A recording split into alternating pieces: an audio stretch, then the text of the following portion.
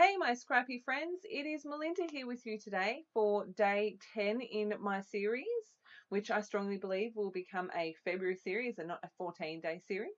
So first up, I'm showing you my pages in the album as they sit. I just want to quickly apologise. I know that the photo quality of those are not fantastic. I need to play with the light box that I use and see if I can get it to photograph any better, but doing a layer a day is kind of putting a lot of pressure on me, and I don't really know how I can fit in mucking around with the light box. So you'll just have to deal with the not fantastic in the album photos, and I'm pretty happy with the quality of the photos out of the album, and you can see what's going on. If you do have any questions, obviously leave them below. I'm more than happy to help to answer any questions. So firstly, I am working on the front side of this page, and I'm working on one of the Ali Edwards logbook paper thingies. And I have literally on the 22nd of December I wrote this list, and it is a to-do list. It is a current, well, it was a current to-do list of all the things that I wanted to get done.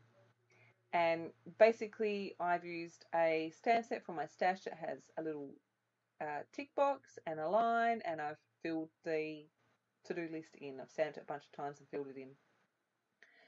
I'm going to use one of the Heidi Swap red numbers down the bottom of this page.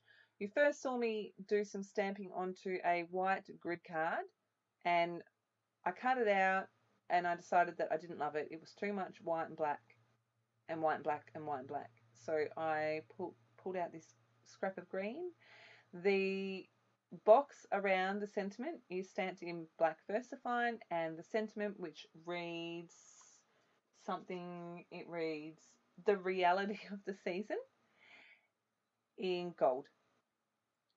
I'm going to adhere some foam behind that just to give it a little bit of dimension, and then I'm going to adhere that to my number, and then I'm going to adhere my number to my page. I could hide the adhesive this way behind where the little strip of stamping was. Just going to make sure that's in exactly the right spot to make my little heart happy, and move it around a little bit, make sure it's in exactly the right spot, move it a millimetre here and a millimetre there, and then pop it aside to dry so I don't move it. Going through my journaling cards, I'm looking for a specific card that I do not find when I go through these to start with. I pull out the twinkle, twinkle, twinkle, twinkle word tree thing, thinking that if I can't find the other card, that's what I'll use. But then I found the card I was looking for. It says "Looking at Lights," and again, it is from the cards that I purchased that I can't find the link for because her Etsy shop is closed. So that's the card that I was looking for, the card I want to use. I did toy with the idea of using the cover of the logbook because it's got all those little cute stars on the top. Then I just kind of thought, oh, I think I can come up with a better use for that somewhere else. And then I'm trying to work out exactly what I'm going to do. Knowing that I've got the back of that 3x8 pocket to work on, I was like tapping my fingers, what am I going to do? Maybe if I pull the pocket out, I can work it out a bit easier. So I pulled the pocket out, pulled out everything else I knew was going in the pocket, found my big 22, and I was like, oh, I like the way that that sits there. It nestles really nicely into the words. Okay, maybe I need to just run with the black and white. So I pull back in the acetate piece, knowing that it's going to be plain white behind it. Like, oh, I really like this. Okay, that's what I'm going to do. But I wanted to add a bit of a pop of colour. So going to mark. So we've all learned through the course of this series that I'm rather particular with how my cards sit. And I, for whatever reason, cannot handle, I don't know what it is, and I know it's really silly, but we all have our little quirks. I do not like very much, not in my albums, divided page protectors that are not divided pages. There you go. I don't know what it is, and I'm sure that looking back on it I would never notice, but it just drives me crazy when I look at them. So I decided I was going to fuse the middle of that pocket. So I've got to make sure that I do things in the right order so that I don't fuse the pocket with nothing in it. I'm going to mink those words. As I mentioned before, these cards were printed on a laser printer, so I could mink them. I'm going to peel the clear protective, whatever that is, off. I've tried a little red acrylic heart on the top of that tree art word thing. There is the beautiful gold foil. It looks heaps better in the photos. I tried the big red star, but it was too big. And then I saw the white wood veneers that I haven't used any of yet. I thought, oh, that will be a nice little touch. I'm going to add my journaling, and it just says our annual trip up to Kanji Loop at Well to look at the always beautiful lights. I didn't really feel like I needed to add much else because that's exactly what it is. I am going to add a little bit of stamping because I wanted to add some red, but I'm going to pick out my stamps and then I'm going to do something different because why not? The two stamps I pick out, one says Tradition, one says Merry and Bright, and I'm going to use my R29 Copic to colour this wood veneer star.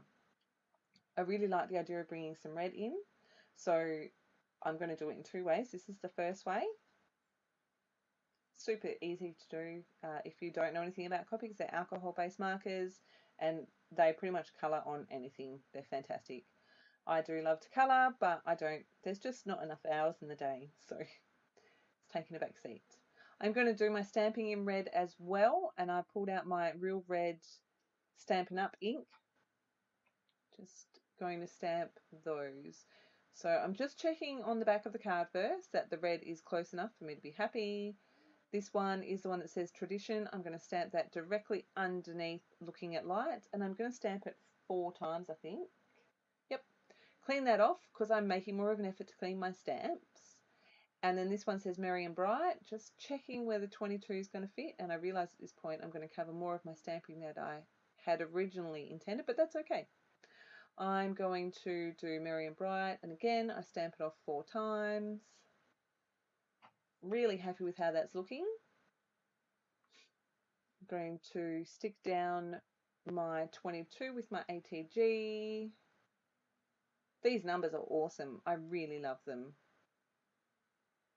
Like, I really love them.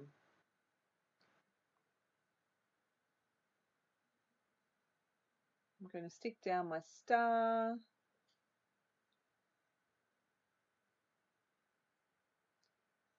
After this is stuck down, I decide I want a little bit more red. Get that in the right place because it only fits a particular way. I'm going to do a little bit more stamping.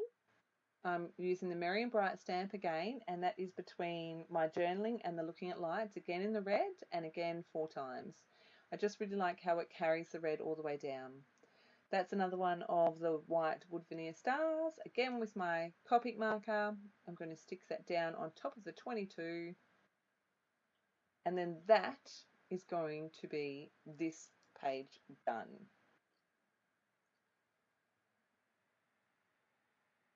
No, it's not going to be this page done. Not at all. So I'm going to use my journaling card, which is going down the bottom, to mark off where I need to cut my 3x8 logbook page.